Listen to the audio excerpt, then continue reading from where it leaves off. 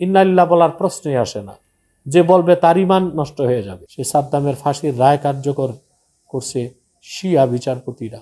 মুনাফিক ও গাদ্দার দ্বিতীয় সবচেয়ে বড় শত্রু হচ্ছে ইরান এবং শিয়ারা। এটা আমাদের মাথায় রাখতেই হবে। এবং মধ্যপ্রাচ্যে ইরানের এবং কুখ্যাত শিয়াদের ফিতনা নির্মূল হয়ে গেছে।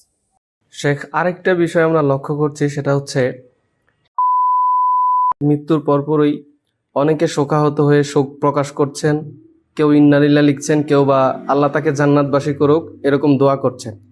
আবার একই সাথে বিপরীত পৃষ্ঠে কাউকে দেখা যাচ্ছে আলহামদুলিল্লাহ বলছেন। কট্টর শিয়াপন্থী হওয়ার কারণেই তারা বলছেন কিনা এই বিষয়টা আপনার কাছে একটু জানতে চাচ্ছি। হ্যাঁ, এটা একটা আকীদাগত প্রশ্ন। এবং আসলে বাংলা গেলেই তো হুজুগে বাঙ্গাল। এই দেশে তো আমরা এমনও শুনি অনেকে ওই খামেনির বিপ্লবকে ইরানে ইসলামী বিপ্লব বলে। খামেনির বিপ্লব কোনোদিন ইসলামী বিপ্লব না, কারণ শিয়ারা ইসলামের অনুসরণ করে না। তো ওই ধরনের লোকজনই না বুঝে, আকায়েদের ব্যাপারে জ্ঞান না থাকার কারণে হয়তোবা ইন্নালিল্লাহ লিখতেছে এবং তার বেহেশতে উঁচু মাকামে দোয়া করতেছে। আহলুস সুন্নাল জামাত এক মত, আহলুত তাশাইয়্যু কুবরা যারা, তারা কাফের। অর্থাৎ যারা কোরআন কারীমের তারমিম বা তাহরিফের কায়েল, যারা বিশ্বাস করে নাউজুবিল্লাহ কোরআন শরীফে সাহাবা একরামের মধ্যে সিদ্দিক আকবর, হযরত ওমর, ওসমান ওনারা পরিবর্তন আনছেন, নিঃসন্দেহে তারা কাফের। কারণ আল্লাহর কোরআন হেফাজতের দায়িত্ব আল্লাহর। আল্লাহ নিজে বলেছেন, ইন্না নাহনু নাজ্জালনা যিকরা ওয়া ইন্না লাহু লাহাফিজুন লা তাবদীলা লিকালিমাতিল্লাহ। স্পষ্ট কোরআনে আল্লাহ বলছেন, কোরআনের কোনো পরিবর্তন কোনো মানুষের পক্ষে করা সম্ভব হয় নাই। এটাকে তারা অস্বীকার করে। আহলুত তাশাইয়্যু কুবরা, তারা কাফের। যদি সে সেই পন্থী হয়ে থাকে তাহলে তো ইন্নালিল্লাহ বলার প্রশ্নই আসে না। যে বলবে তার ঈমান নষ্ট হয়ে যাবে। আর যদি আহলুত তাশাইয়্যু সুগরা হয়, এরা কারা? এরা হচ্ছে যে তাদের আকীদায় সাহাবা একরামকে তারা গালিগালাজ করে না, বা কোরআন কারীমের কোনো আয়াতে তাদের শক নাই, তারমিম বা তাহরিফের কায়েল না। শুধুমাত্র হযরত আবু বকর, হযরত ওমর, হযরত ওসমানের উপর হযরত আলীর ফাজিলত প্রমাণ করতে চায়, ফাওকিয়ত। তাদেরকে আমরা বেদাতি বলি, আহলুত তাশাইয়্যু সুগরা। সে যদি সেই পন্থীও হয়ে থাকে তবুও ইন্নালিল্লাহ বলার কোনো সুযোগ নেই। এরপর আবার বলা হয়ে থাকে যে প্রেসিডেন্ট সাদ্দাম হোসেন সহ সিরিয়ার যে সকল শিশুদের উপর, নারীদের উপর নির্যাতন, হত্যাযজ্ঞ চালানো হয়েছিল, তার পিছনে ইরানের প্রেসিডেন্ট ছিল।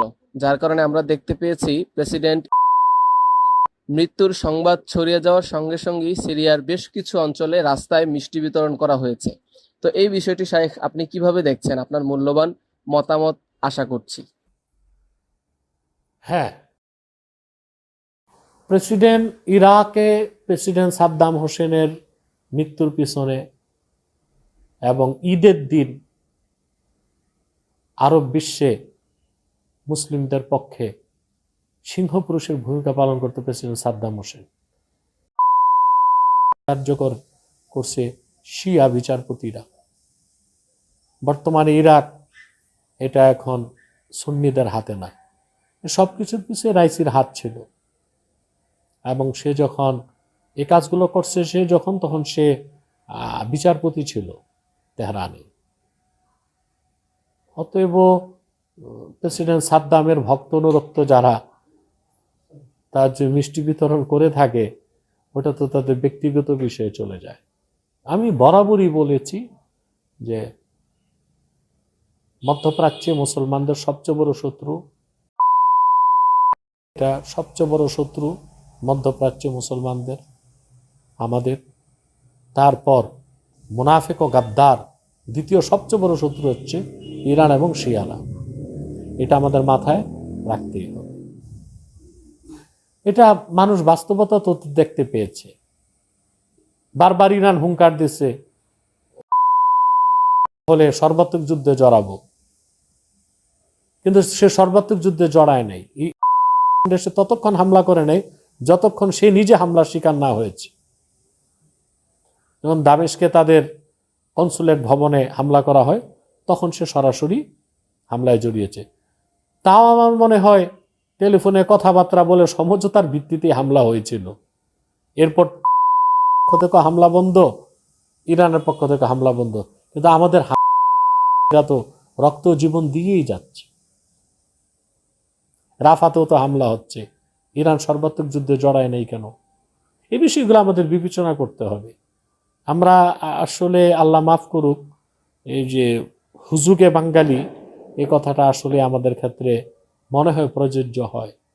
আমরা অনেকটা না বুঝেই আবেগপ্রবণ হয়ে অনেক কথা অনেক সময় বলি, কিন্তু কোন কথার কারণে আমাদের আকীদায় আঘাত আসে, কোন কথার কারণে আমাদের নিজেদেরই মান নষ্ট হয়ে যায়, ওই দিকটা আমরা মোটেও লক্ষ্য রাখি না। আল্লাহ আমাদেরকে হেদায়েত করুক, হেফাজত করুক। এবং আমরা চাই আমাদের জীবদ্দশায় আমরা দেখতে চাই বিশ্ব মানচিত্র থেকে রাষ্ট্রটা মুছে গিয়েছে এবং মধ্যপ্রাচ্যে ইরানের এবং কুখ্যাত শিয়াদের ফিতনা নির্মূল হয়ে গেছে।